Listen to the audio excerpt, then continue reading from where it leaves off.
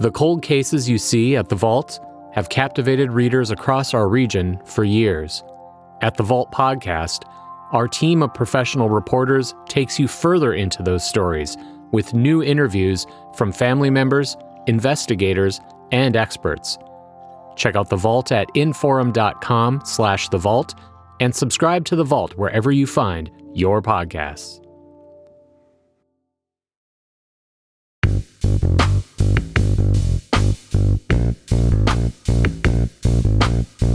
Welcome to Plain Talk. Happy to be with you. And on today's debate, we have on today's show, I should say, we have a debate. Boy, I don't even know what I'm doing here. We have a debate between the United States House candidates, and there's no incumbent in this race.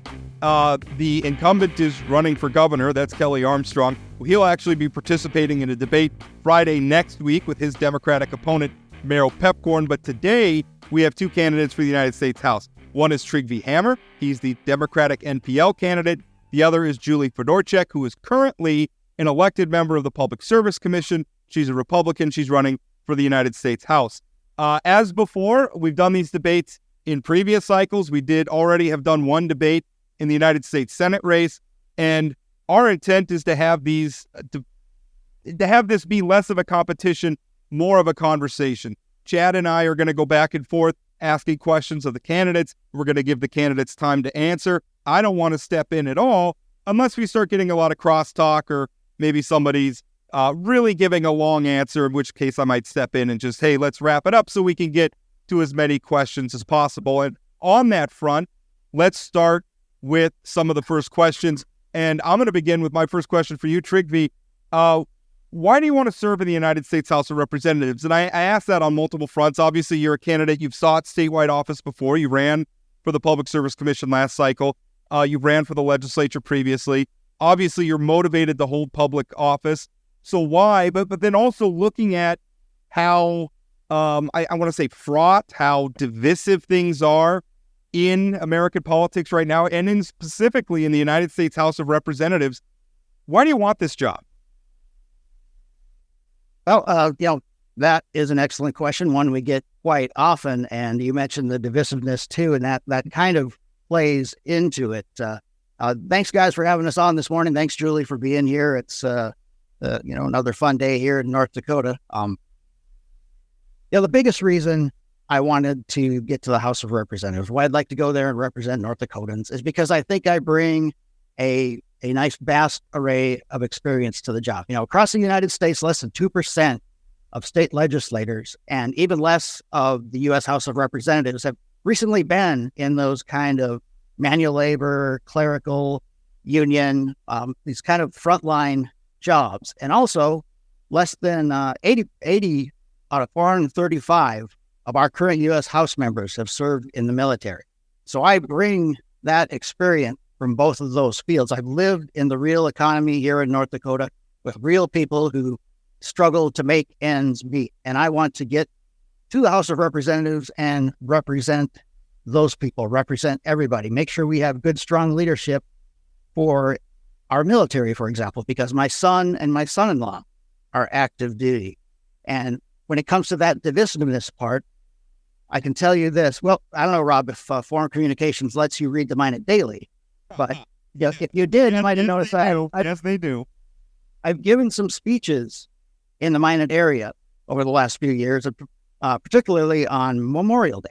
And in those speeches, I have made calls for more civility, for us to talk to each other rather than past one another.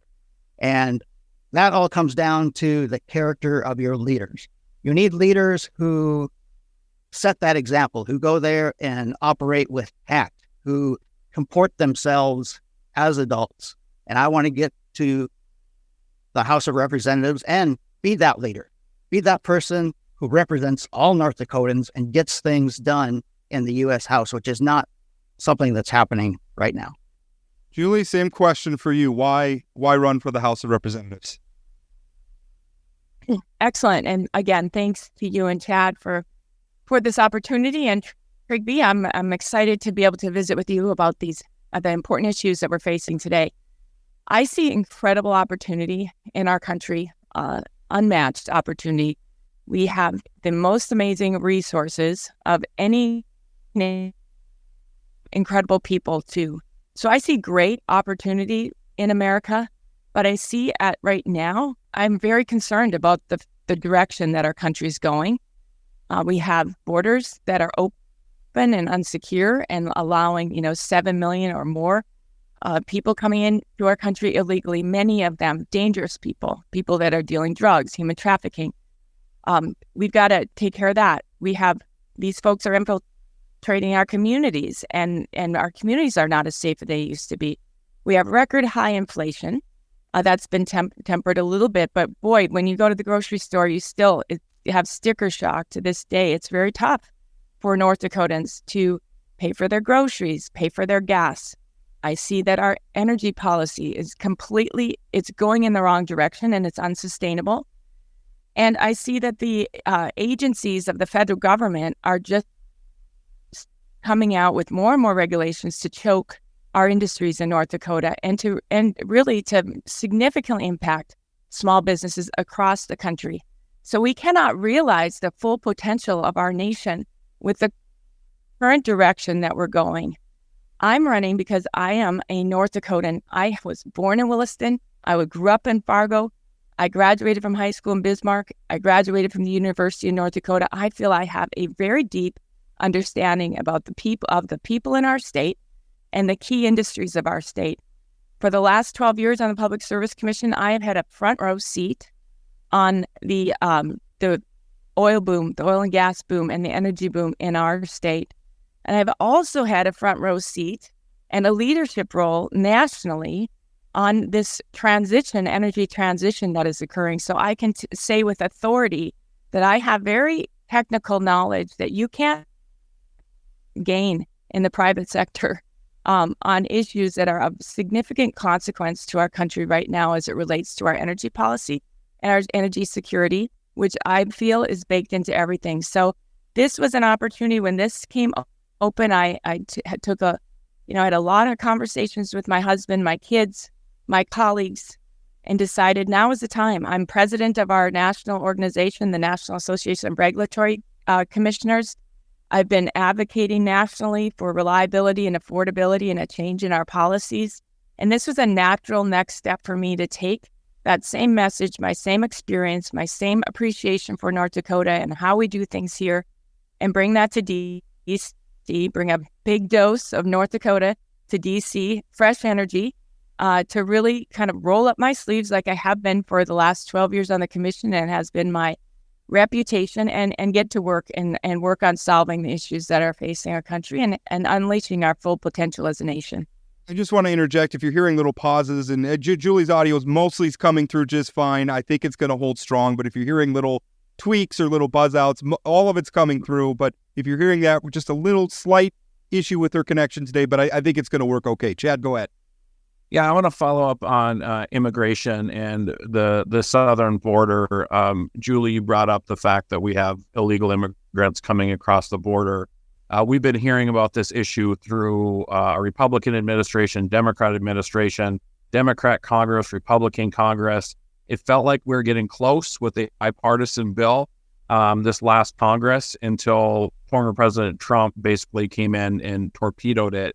So as one of 435 members, you're saying that's one of your priorities, but in reality, what can one of 435 actually do to affect this policy when there has been bipartisan efforts, and it feels like more of a political football than something that Congress actually wants to deal with? So my question to you is, as one of 435, what would you do? And then Trygve, the same question to you when Julie's done. Thank you, Chad. So obviously this is an issue. The border security is an issue that I've been hearing all over the state from citizens in every corner of the state and all walks of life. People are very concerned about this. And so, yeah, we have to get serious about addressing this issue.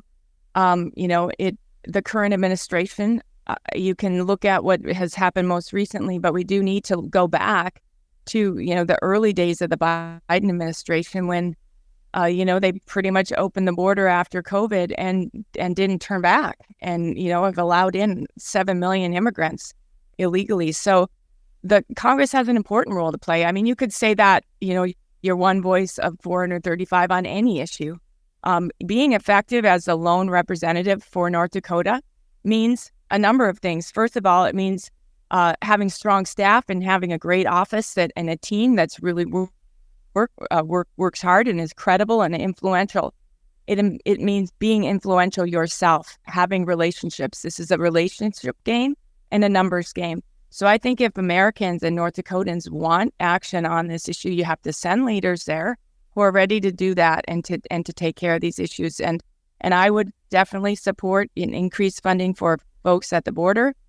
I would definitely support increased funding for finishing the wall and creating, whether it's a physical barrier or virtual barrier. We need to enhance that, and we need to secure the border, and we need to start having more agents down there to protect it and to process the people coming through. So I think that Congress plays a strong role in those efforts, and then addressing, on a comprehensive manner, the visa reform that I'm hearing from businesses all over the country. So those are some of the things that I'm ready to prepare and prepared to support on day one. Greg, the same question for you. What can we do on the southern border in an environment where it feels like maybe people don't even want to solve the problem? Well, that's a big reason why a lot of these more moderate Republicans have been leaving, these Main Street caucus guys. They don't want to be part of it anymore because nothing is getting done, and nothing's getting done on a whole lot of issues. So everyone I talk to in North Dakota agrees that we need to secure the border. And I agree wholeheartedly. I have dealt with borders of the Iraq-Irani border, all kinds of different perimeters that I've had to secure and areas I've had to watch over in the Marine Corps.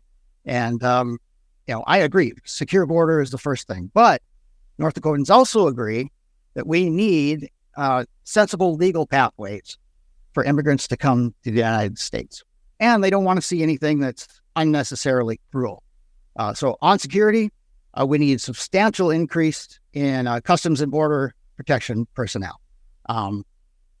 If there's one thing you learn in the Marine Corps about the defense is that you want an obstacle unobserved is an obstacle breached. People are resourceful. They will find their way around, over, under, or through any kind of obstacle if you don't have eyes on it, and that requires more personnel. We also need new fentanyl detectors at the border crossings because that's where the fentanyl comes through. It comes through at our ports of entry. So we get those out there, we can disrupt and stop that fentanyl trade. We also need to surge asylum personnel, judges and other personnel down there to speed up the process. It takes 5 to 7 years right now to process an asylum claim. That is ridiculous. It should be a matter of weeks, not years. And we want to do this not at our border. You don't. In the Marine Corps, we did defense in depth. So you're dealing with the enemy before they're at the gate. We should push this asylum process down into Latin America, have centers there where we can do this processing so we don't have to deal with the immigrant at the border. That's better for us, and it's better for those people who are making that long trek up to the border. That's very dangerous to take your family and try to come up to the U.S. border and make that crossing. Of course, all this will take people in Congress who are actually serious about getting things done and who are willing to stand up to people, even powerful people in their own party who don't want to get it done. One theme that I think that's emerged in these early questions is the importance of having relationships, as Julie put it, of civility, as Trygve responded to. And Julie, I'll start with you because you were talking specifically about having it's a relationships game. So how do you build relationships in Washington, because you can only make deals with people you disagree with, right? So how do you build those relationships in this toxic environment? And for instance, the person at the top of the Republican ticket, Donald Trump, is notorious for being uncivil. We just had an incident at the Arlington National Cemetery where I don't know what happened in terms of a physical altercation, but some of the things said on the public record about the cemetery worker, where you had a Trump spokesman saying that this person was suffering a mental health episode. You had the Trump campaign manager saying that she's unfit to serve at Arlington National Cemetery. So in that context, given that Donald Trump's at the top of the ticket, how do you as a Republican build those relationships, which I got to think would require a modicum of civility? Well, this is something that I'm really excited about, Rob, and I have a lot of experience in this and a reputation for building relationships. I think that's reflected in the fact that I was elected by my colleagues all across the country to serve as president of our National Association of Regulatory Utility Commissioners. I'm currently serving that, and that's, there's 200 plus commissioners throughout the country of both Republican and Democrat and independent perspectives. So I have, I've got that role throughout North Dakota. I've got lots of endorsements from folks throughout the state, whether it's the oil and gas workers or the coal workers, whether it's the statewide elected officials like Governor Burgum, Senator Hoeven, Ed Schaefer. I have all the adjutants general, former adjutants general of the state have endorsed me. They're doing this because they know me. They're doing this because they know I'm a worker. I'm not a talker. I'm a worker. We joke in our campaign that I say a lot, I'm going to roll up my sleeves. Today, I'm actually wearing sleeveless, so I don't have to roll up my sleeves. I like to get to work and have results, and I enjoy working with people, even people who did think differently than me. And so building relationships is key. I've already started that. Last weekend, I was in the Detroit Lakes area visiting and meeting with Brad Finstead, Michelle Fishbach, who are current representatives in Minnesota. I've reached across to Dusty Johnson. I'm working with him. I've been out to D.C. to meet with Speaker Johnson, Johnson and Scalise. So, I've got endorsements on the Republican side already. And so these are relationships I'm already working to build. So when I am elected by North Dakotans, that I can hit the ground running and be effective as possible on day one. So I will work with anyone who has good ideas, and that's been my reputation, and it's something that I'm going to continue to do for the benefit of North Dakota. Trygve, I referenced some of the comments made by President Trump in his campaign, but on the Democratic side, under former President Barack Obama once described people from our part of the world as people who are bitter, who cling to their guns and religion. Former Secretary of State Hillary Clinton described Trump supporters as, quote, deplorables. So again, the answer to you, a question to you, how do you build relationships and get things done in this toxic and divided environment? I think it all comes down to the character of the leader. When I was in Iraq, I was in Al Qut in Wazi province, and I had control of a sector of the city of Al Qut. And, we ran a moral operation, and people knew that we were the good guys, and that was flowing down from my leadership. And one day, we had an Iraqi helicopter pilot come to our compound and say that he wanted to meet with me and show me where weapons were stored. And when we sat down together, he gave me this great compliment. He said, "Major Hammer, I hear that you are a good and moral man." So, I was like, well, thank you. That comes from my parents. And I pulled out a map so he could show me where it was. And then I understood why the Iraqis didn't have a very good army, because this military helicopter pilot had a very hard time reading a map. But, that in the end is what it comes down to, is people need to be able to trust you. And we don't need people who have always been in politics necessarily. And so in the U.S. House, when you're talking to another person, they have to trust that you're not going to go from talking to them to going out and throwing bombs on some social warfare issue. They got to trust that you are going to comport yourself as a leader at all times. And that, in the end, what I really do believe it comes down to is just that character and having experience in reaching across. I have been to a Sons of Liberty meeting. I went there because they wanted to hear about the Democratic Party's process for getting candidates and for our meetings. And while I was there, I met some people who had came up and said, "Hey, we loved your speeches again out at Rosedale Cemetery for Memorial Day, those speeches where I called for civility." So, I can go there and I can talk to the folks at the Sons of Liberty meeting. We find things that we do agree on.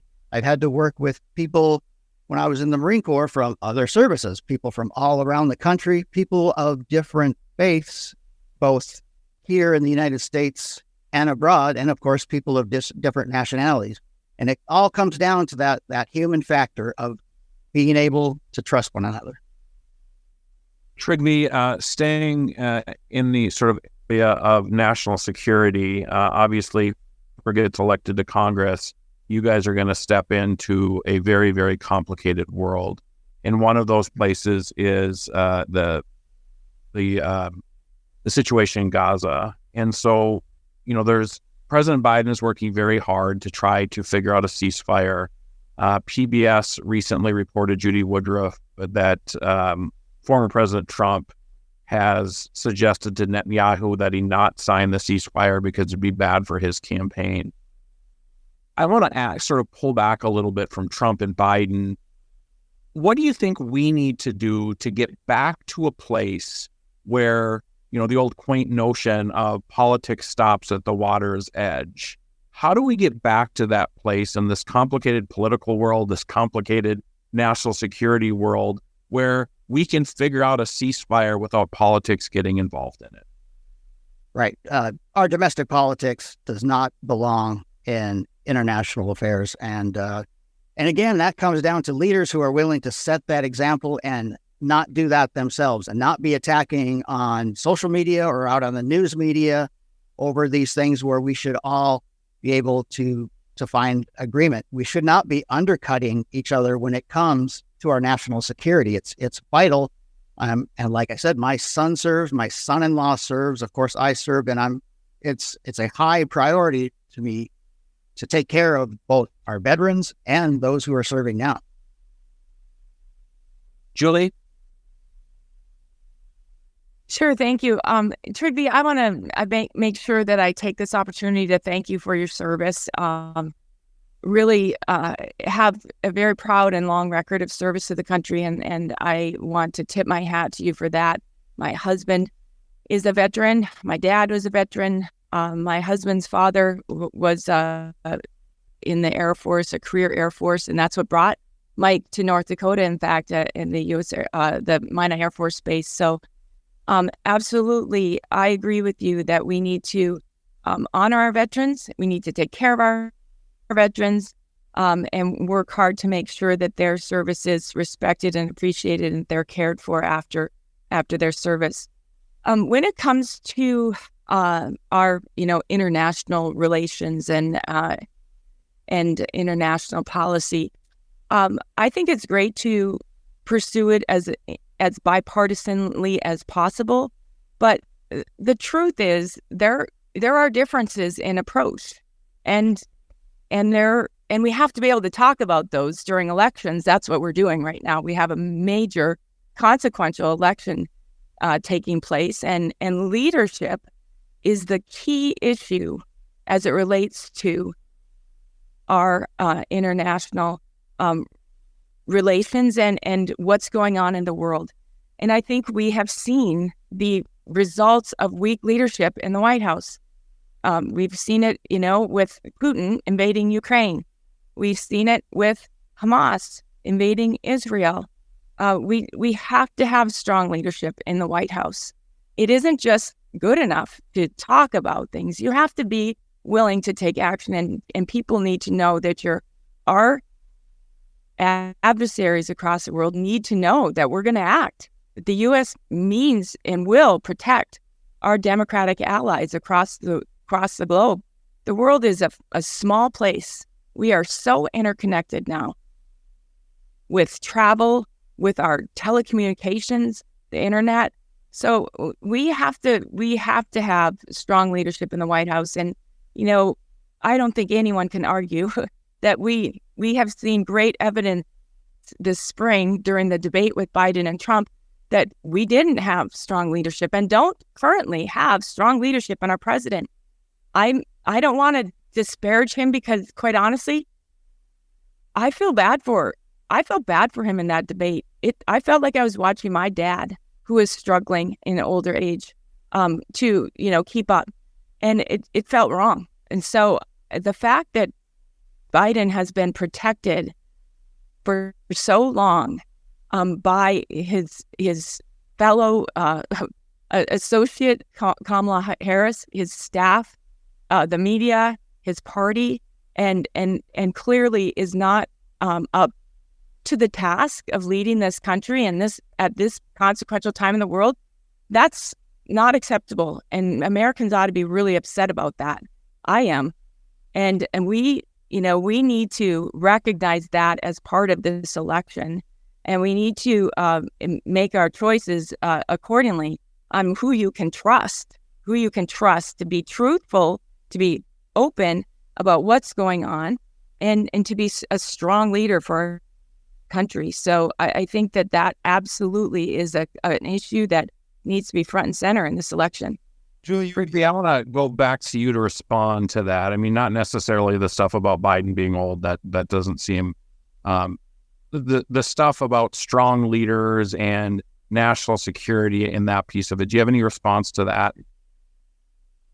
Again, strong leaders show good character. Strong leaders do not praise people like Putin, people like Orban, people like Kim Jong-un.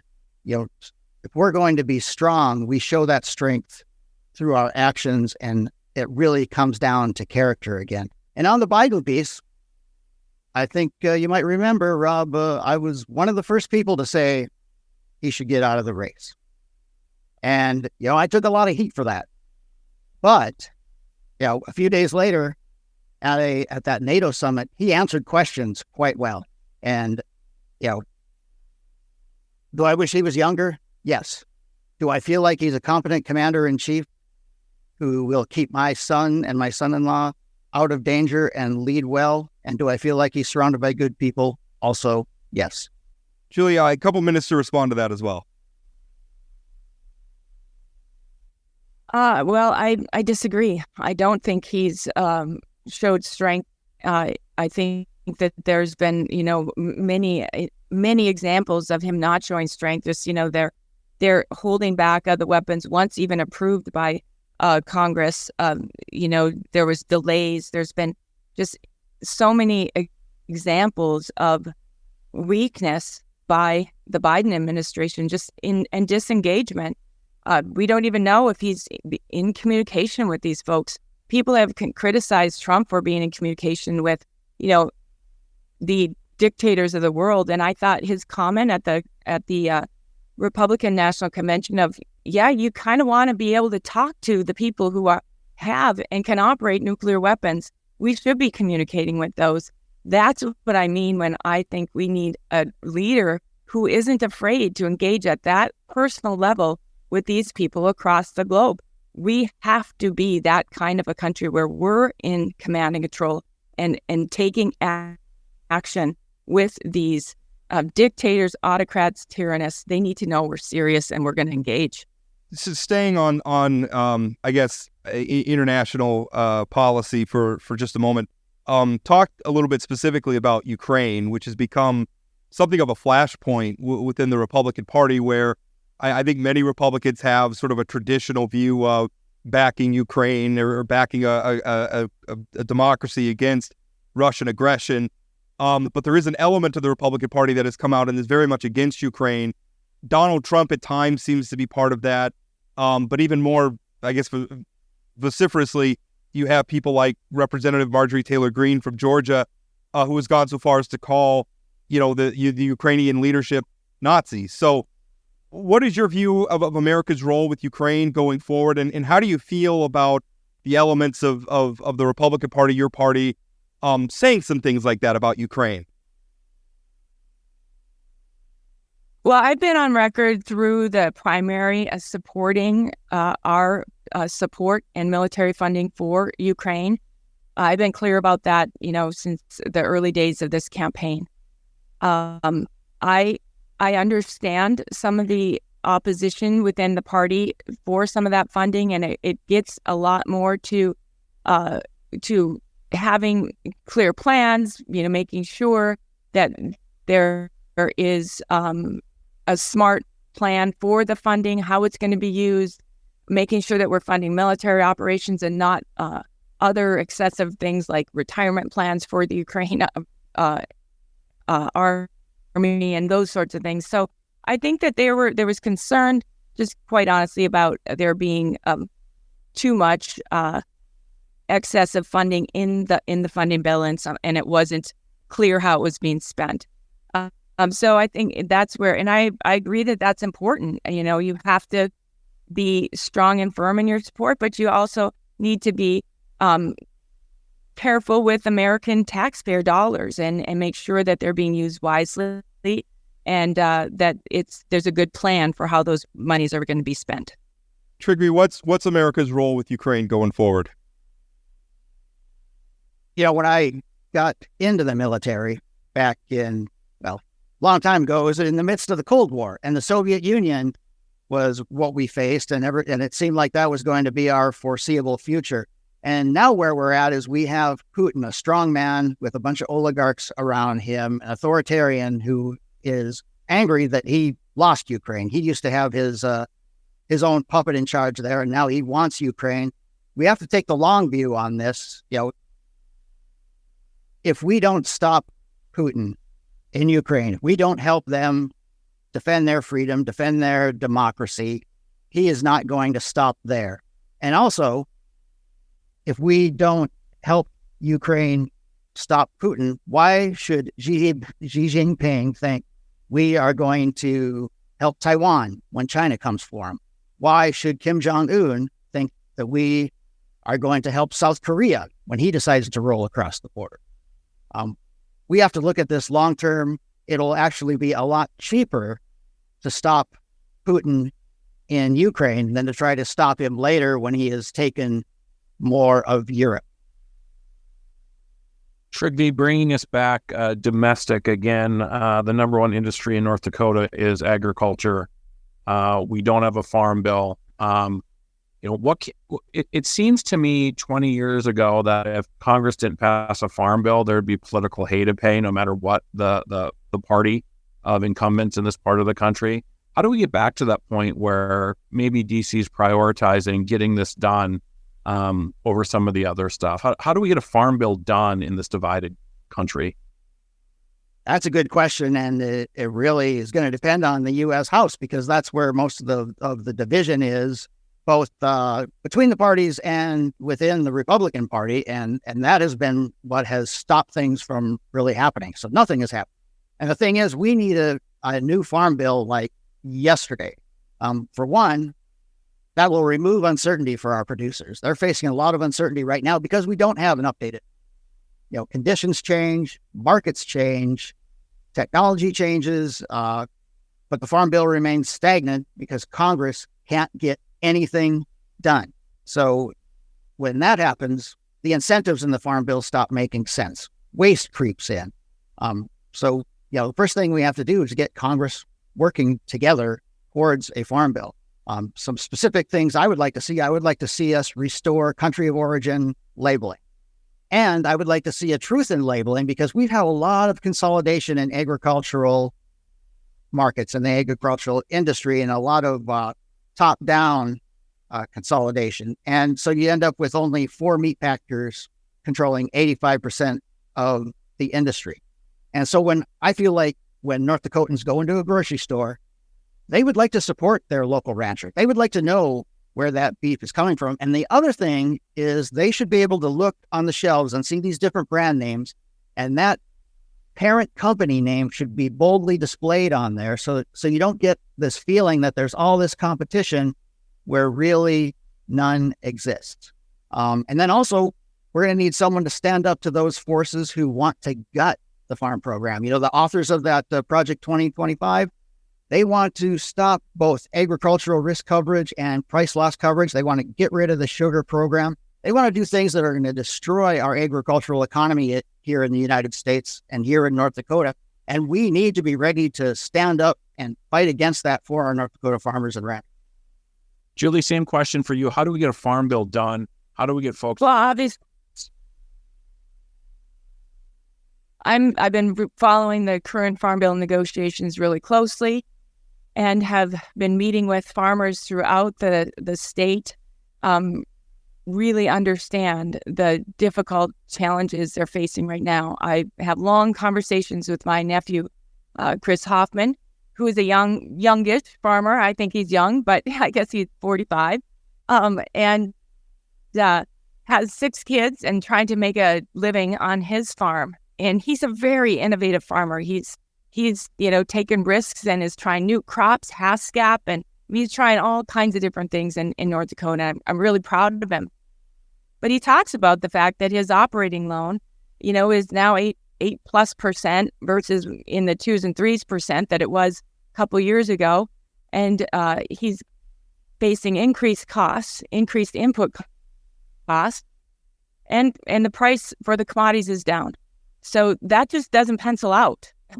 I mean, I'm not a math major, but I can do that math, and that doesn't work. So we have to have a farm bill. I am optimistic, based on what I'm hearing from both the Senate and the House, that we could still get one done this year, because I think there's a sense among our representatives in Washington that we need a farm bill for the producers of this country. Currently, it's held up in the Senate by Debbie Stabenow, the Democrat chair of that committee, who is really hung up on the nutrition angles in the farm bill, and has doubled from $600 million to $1.2 trillion the funding for the nutrition programs, and is balking at increasing the reference prices and for the farmers. Well, we know that the reference prices are one of the key things that need to get changed. So it's important to get this right for our farmers. I'm really, really hopeful that it can be done yet this year. I know Senator Hoban, Kramer, and Representative Armstrong are all working hard to that end. And if it doesn't, I will be working hard to that end when I get there on behalf of North Dakota. I will say this to your question of how do you get these things done?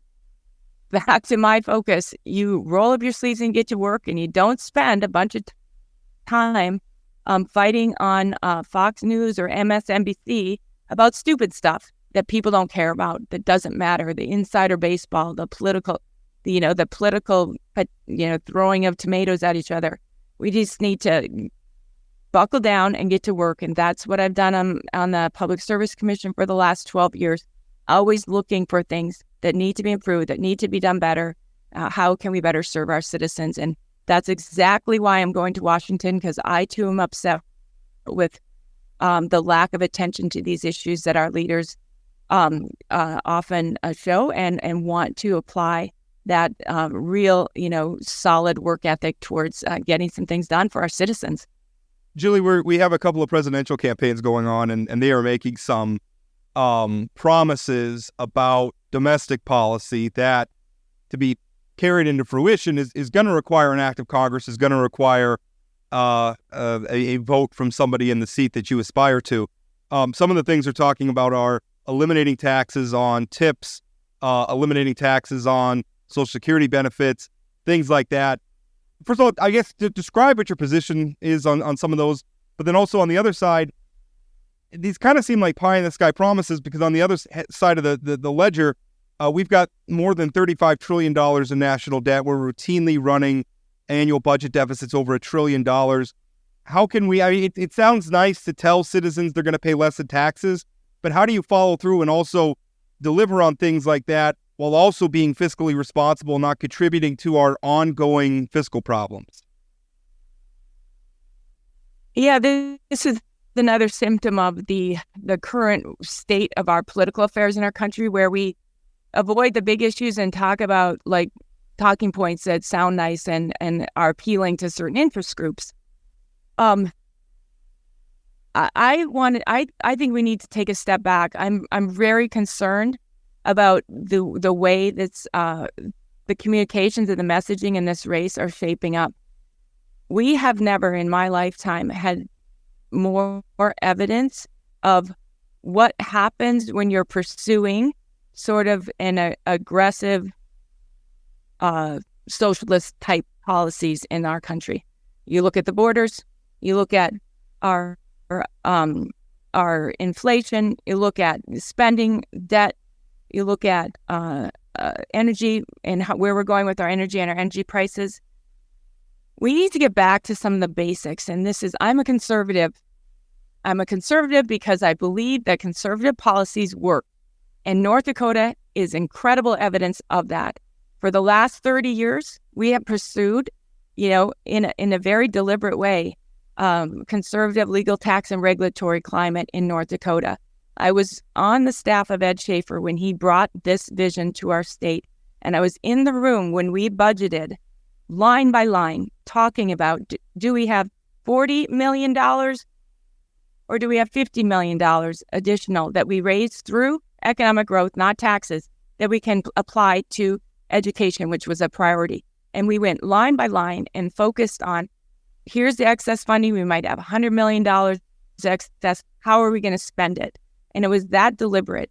And that type of approach and buckling down and focusing on the key industries that make North Dakota great, energy and agriculture, and helping to develop, these industries for new opportunities for North Dakota. Look at where we have come by following those types of policies for, significantly for 30 years. The same can be done at the national level. We just have to start talking about things like this. There are no simple solutions to the challenges we face. If there were, they would already be done.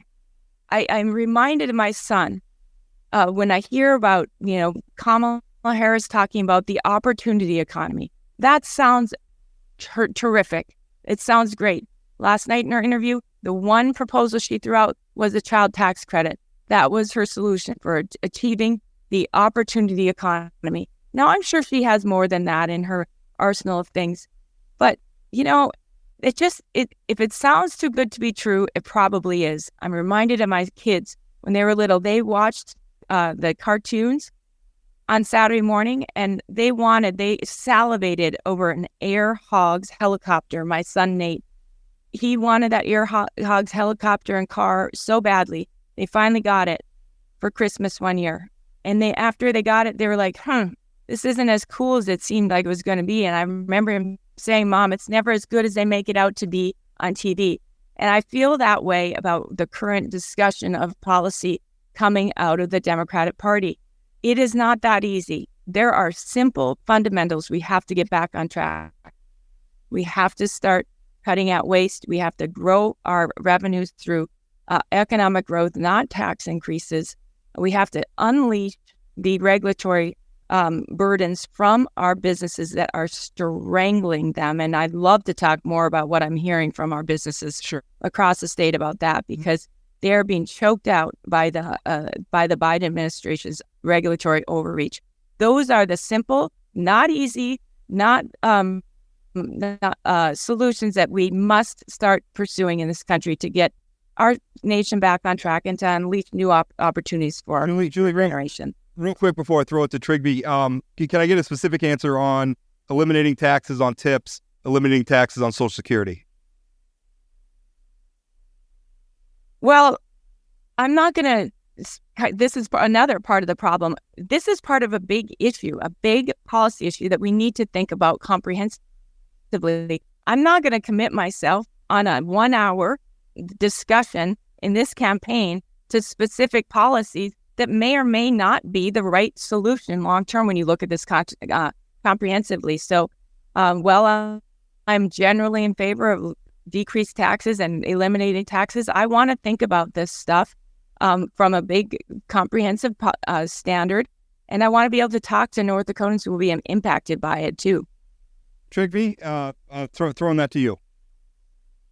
All right, so you mentioned the tax on Social Security benefits, and I'd like to remind everyone that began in the 80s, and it began because we were making big tax cuts at the top. They were going to blow up the deficit, so we started taxing Social Security benefits so that the hit on the deficit wouldn't be as large. That's the same reason that for most of us, the 2017 laws tax cuts are going to expire. Well, they remain the same for big corporations and the very wealthy. Again, that was a tax cut for the very top, and we covered up what was going to do to the deficit by making the cuts expire for those of us in the working class. The debt is a problem, and we do need to get on it. When it comes down to the ending taxes on tips, good idea, but it has to be targeted. Because not everybody who gets tips is a server in a restaurant making $2 an hour. And then as far as removing the tax on Social Security benefits, I think that's a good idea too. And what we're going to have to do to make up for it is find more sources of revenue. We're going to have to eliminate those tax loopholes at the top, the funny money games that they can play up there in order to end up a guy like Elon Musk paying an effective 8% tax rate. That is ridiculous. And what we really need to do is, we can cut some wasteful spending. There's definitely some out there. I saw it a lot in DOD when I was working at a defense contractor. And we need to grow the economy. And the best way to grow the economy is from the middle out. We've seen too much consolidation across every industry. We're seeing too many of our local grocery stores get plucked out and a Dollar General get put down in its place. Mom and pop stores on Main Street should not be paying a higher tax rate than big corporations like Dollar General, for instance. So there's a way to fix this. We can do it. We've done it in the past. We did it back in the 90s in the Clinton administration. We can get there. We can take care of this problem. We just have to be able to be brave about it. Julie, one thing that you did take sort of an up and down position on during the primary was support for a national abortion ban, a policy that Donald Trump has said that he does not support. Can you explain why you support a national abortion ban? And then Trygve, what is your approach to women's healthcare and the issue of abortion specifically? So Julie, first to you. Absolutely. So yes, I am pro-life. And I was very clear about that during the primary, and I feel that throughout the state of North Dakota, I'm very reflective of where North Dakotans as a whole are on the issue. I also believe that the most important thing is to create a culture of life, like help, because I've even heard Trygve say nobody wants more abortions, and so I think we can find a lot more common ground on this issue than people think by supporting the culture of life. I have said I support states' rights to decide, to decide and to set this a policy how they feel it best reflects the wishes of their citizens. I also have said that I would support a nationwide gestational limit that would be set at around 15 or 16 weeks. That would give women who are pregnant up to 16 weeks to decide whether that they want to continue keeping that baby or not. Again, I think that is something that is pretty common sense, and a lot of people throughout the country support. It would allow states within that framework to have a policy that is stricter, but it would sort of set a national standard for here's what we're going to try to do. Here's what we think is reasonable and fair for addressing one of the most consequential social issues that we have in front of us today. So I do support that. I think that that's a reasonable approach, and it also would put us in line with just about every civilized country throughout the world, including France, Italy, Germany, England, Canada. A lot of those countries have gestational limits, and then allow for, life, the exceptions of rape, incest, and life of the mother. So I think that's a pretty reasonable approach, and I would support that as North Dakota's representative in Congress. Trygve? I know there was a fetal personhood initiated measure back in, I want to say 2014. I was off in the military at the time, but that was shot down, and it was shot down pretty hard from what I understand. And the reason for that is because North Dakotans don't really care which level of government it comes from. They don't want that kind of interference. And as we've seen it implemented in many states, it's been unnecessarily cruel. It's actually created a lot of problems. It's increased infant mortality, maternal mortality, and the number of abortions has actually increased across the country. You know, the ultimate local control is that patient in that doctor's office. And that goes with anything, whether you're male or female and whatever you're going in to see. We share very intimate things with our doctor, and we don't need Mitch McConnell between us and our doctor. We don't need some state legislator between us and our doctor. These are very hard choices people make, and I trust people to go in and make that choice that's right for them, and I trust medical professionals to advise them on what the pathways are and what they believe is best, and then to do whatever procedure is done safely. I respect the deeply held beliefs that many people hold on this issue, and I understand that it's very emotional. I had a discussion with a lady in Jamestown the other night. She talked about how she is pro-life, but pro-choice. She's a pro-choice, pro-lifer, pro-life in her personal life, but pro-choice as far as she does not want her views to be forced on anybody else, and certainly not by the government. And that is my view as well. I wanted to ask you, Chad and I have been asking the questions and kind of setting the tone, but I wanted to ask each candidate, obviously, if you get elected to this office, you're going to be in charge of how you spend your time. You're going to be in charge of how you spend the resources afforded to your office. So how are you going to spend them? Trygve, we'll start with you. What's your top priority? I mean, understanding that there's got to be some triage. You can't give equal attention to every issue under the sun. So for you, what's top of the list if you're elected? A lot of the issues that we've talked about already, if you want to be specific on issues, the Farm Bill, tackling the debt, our energy policy, we need to take care of those things. But the biggest thing is I'm a recon pull kind of guy, not a command push kind of guy. And what I mean by that is you need to get back to North Dakota. And if not physically, you at least need to be talking to North Dakotans continually. And you just need to know that as a congressman, you're no big deal. You are an employee of the people of state of North Dakota. You get a federal paycheck, but you are working. The people who hired you are your constituents back in North Dakota, and that's who you work for. So they are the ones who really set the priority. And you need to get back here and talk to them and determine where you're going to go. Use that recon pull rather than your saying, this is what needs to be addressed right now, and pushing it down on everybody else. Julie, same question for you. I've spent a lot of time thinking about this, and there's a couple big things. First of all, constituent services is going to be a top priority. I worked in Senator Hoban's office, and I know that regardless of what you can get done on policies, you can absolutely be a force for North Dakotans when it comes to responding to their constituent issues, whether it's on, struggling getting a passport or a visa issue, whether it's, our coal industry being held up by an administrator in the Office of Surface Mining in Colorado, or whatever it is. You can use the powers of your office to advocate for the citizens, and I will definitely be doing that from day one. And already am reaching out to Kelly Armstrong's constituent team to see if they'd be willing to stay on if I'm elected. The next thing I would be doing is